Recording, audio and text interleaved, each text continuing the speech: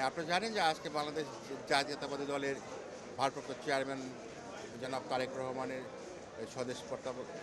সেই দীর্ঘ প্রতীক্ষার আজকের যেই দিনটি, সেই দিনটি উপলক্ষে আপনারা জানেন যে সারা দেশের জাতীয়তাবাদী দলের নেতাকর্মীদের বাঁধ ভাঙা উচ্ছ্বাস ছিল র্যালি প্রমাণ করে ঢাকায় আসার জন্য।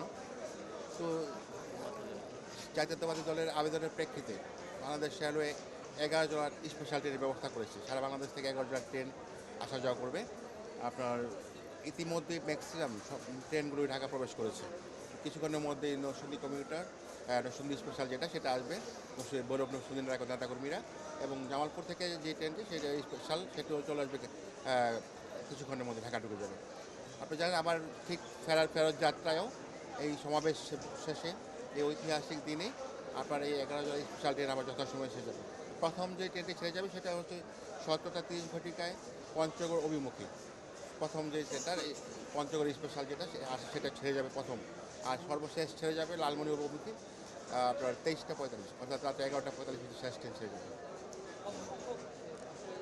হ্যাঁ, আমরা এছাড়াও আপনার এই 11টি স্পেশাল ট্রেন ছাড়াও আপনার আমাদের প্রত্যেকটি আন্তনগর ট্রেনেই যথাসম্ভব আপনার এক্সট্রা কোচ বগি সংযোজন করা হয়েছে।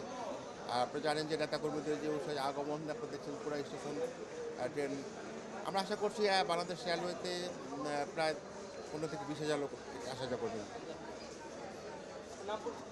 জি, আমি মোহাম্মদ মাসুদ সরোয়ার, সহকারী বাহিনী কর্মকর্তা, Bangladesh railway, Dhaka. Amrupali fruit syrup.